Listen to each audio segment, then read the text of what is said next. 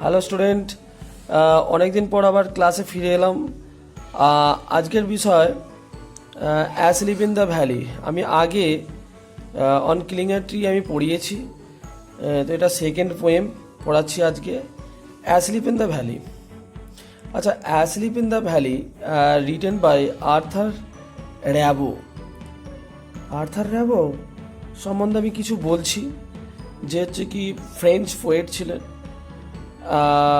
ফ্রেন্ট gen Nicolas Arthur র্যাবো 1854 সালে জন্মগ্রহণ করেন অ্যান্ড হি পাস্ট অ্যাওয়ে 1891।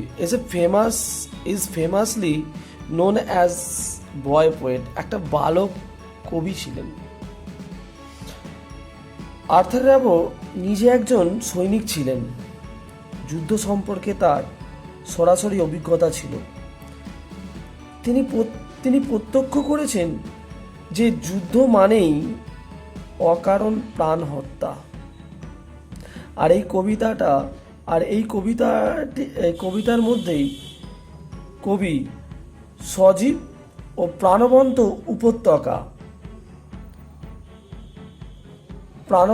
উপত্যকার প্রেক্ষাপটে বিদ্রূপের সুরে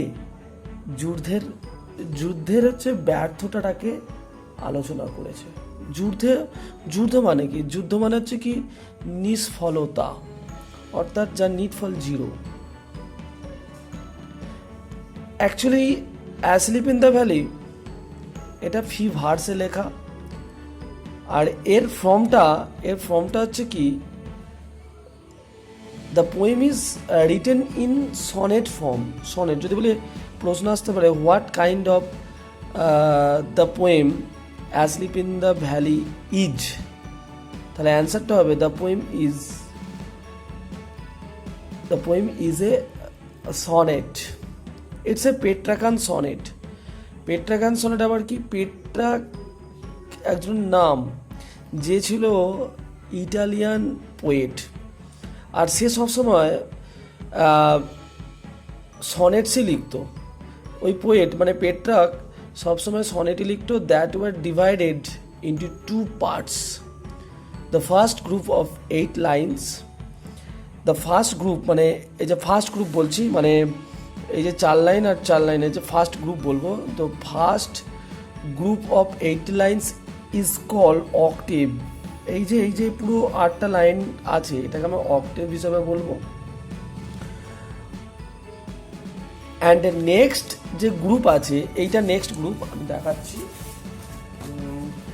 এইটা next group, the next group of 6 lines, এই যে 3টে আর 3টে 6টা, অর্থাৎ 6 lines is called sestet. Clear? তো যাক, কবিতাটা আমি পড়া শুরু করি। তো কিছু একটু প্রাথমিক জ্ঞান বা প্রাথমিক ধারণা নিতে হয় কবিতাটা পড়ার আগে।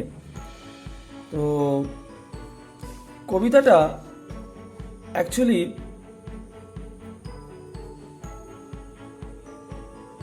পাণ্ডুলিপি আকারে লেখা হয়েছিল, যেটা 1870 সালের অক্টোবর মাসে, আর না হলে 1877 সালে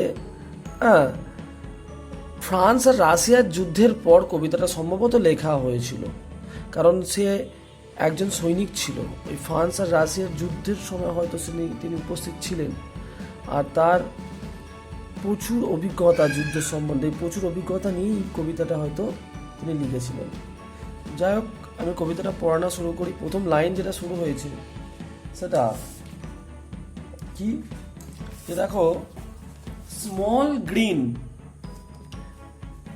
a small green valley where a slow stream flows and leaves long stands of silver on the bright grass.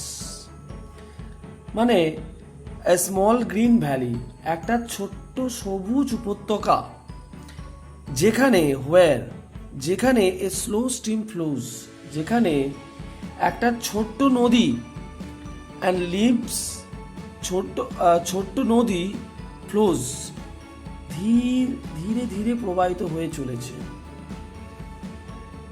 R and leave long strands of silver on the bright grass. মানে লম্বা রূপলি রেখা, এই যে silver, এই যে long stand of silver, লম্বা রূপলি রেখা, যেটা হচ্ছে কি ঘাসের ওপরে উজ্জ্বল রেখা, উজ্জ্বল রূপলি রেখা বানিয়ে রেখেছে। অর্থাৎ এই লম্বা, অর্থাৎ একটি ছোট্ট উপত্যকা, আবার বলছি, a small green valley where slow stream flows and leaves long stand of silver on the bright grass. একটা ছোট্ট সবুজ উপত্যকা যেখানে ছোট নদী ধীরে ধীরে প্রবাহিত হয়ে চলেছে, আর একটা long stand of silver on the bright grass, আর একটা লম্বা রূপলি রেখা বিছিয়ে রেখেছে উজ্জ্বল ঘাসের ওপরে। মানে এই যে উজ্জ্বল ঘাস, গ্রাস মানে ঘাসের ওপরে। From the mountain stream the sun's rays. কি হচ্ছে ফ্রম দ্য মাউন্টেন স্ট্রিম? মানে তোমরা মাউন্টেন মানে পর্বত, মাউন্টেন টপ। যে মাউন্টেন টপ মানে কি পর্বতের চূড়া থেকে নেমে আসে স্রোতের মতো সূর্যরশ্মি। এই যে স্ট্রিম বলেছে, স্ট্রিম মানে স্রোত, দ্য সান রেজ মানে সূর্যের রশ্মিটা স্রোতের মতো নেমে এসেছে সেই পর্বত চূড়া থেকে। দে ফিল দ্য হলো ফুল অফ লাইট। তারা আলোয় ভরিয়ে দেয় ওই পুরো ফাঁকা জায়গাটা। হলো ফুল মানে কি ফাঁকা জায়গা, আর ফিল মানে ভরিয়ে দেয়। তাহলে তারা হচ্ছে কি পুরো ফাঁকা জায়গাটা আলোয় ভরিয়ে দেয়। A soldier very young lines open mouth. বলছে কি যে একজন সৈনিক ভেরি ইয়াং মানে কি, মানে ভেরি ইয়াং মানে হচ্ছে কি খুবই তরুণ। একজন সৈনিক খুবই তরুণ মুখ খোলা অবস্থায় শুয়ে আছে। এই লাইস ওপেন মাউথ, মুখ খোলা অবস্থায় শুয়ে আছে। লাইস মানে শুয়ে থাকা, ওপেন মাউথ হচ্ছে মুখ খোলা অবস্থায়। A pillow made of fern beneath his head. তার মাথার নিচে ফার্ন পাতার তৈরি বালিশ। এই পিলো মানে বালিশ, আর ফার্ন মানে হচ্ছে কি ফার্ন ঘাস, তোমরা দেখেছো নিশ্চয়ই। তো ফার্ন পাতার বালিশ তার মাথার নিচে অ্যাসলিপ, সে ঘুমন্ত। স্ট্রেচড মানে প্রসারিত করা। ইন দ্য হেভি আন্ডারগ্রোথ, অর্থাৎ ঘন আন্ডারগ্রোথ মানে হচ্ছে কি ঘন ঝোপঝাড়ের মধ্যে সে টান হয়ে শুয়ে আছে। অর্থাৎ স্ট্রিট মানে কি হাত পা ছড়িয়ে শুয়ে রয়েছে। Pale in his warm green sunsoaked bed. Pale his warm green sunsoaked bed.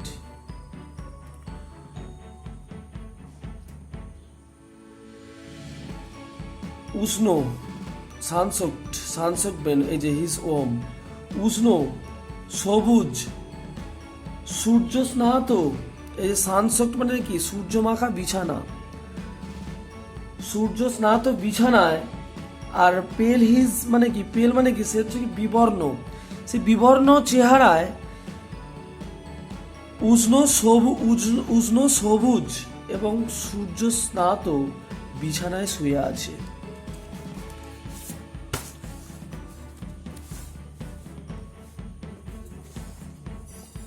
দেখো এখানটা দেখে না ভালো করে। আচ্ছা আমি বইটা ভালো করে রাখছি।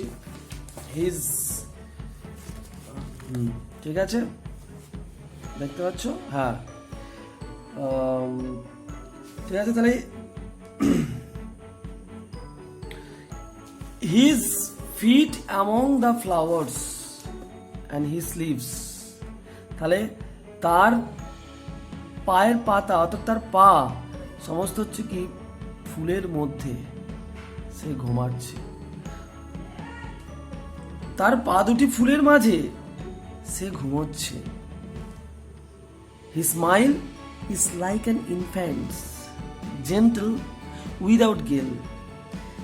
তার হাসিটি শিশুর মতো, ইনফ্যান্টস মানে শিশু, শান্ত, জেন্টেল মানে শান্ত, আর উইদাউট গেল মানে কি ছলনা বিহীন।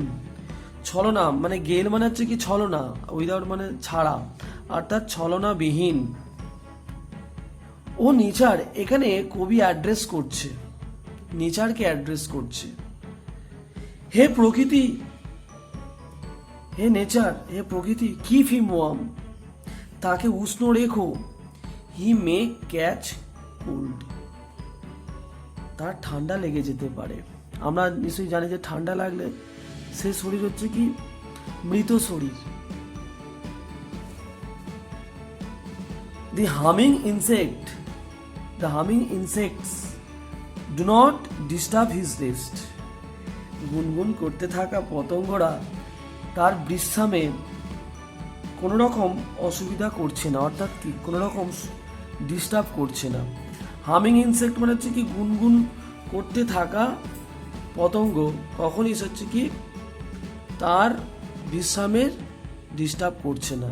হি স্লিপ ইন সানলাইট, সে সূর্যালোকে ঘুমাচ্ছে।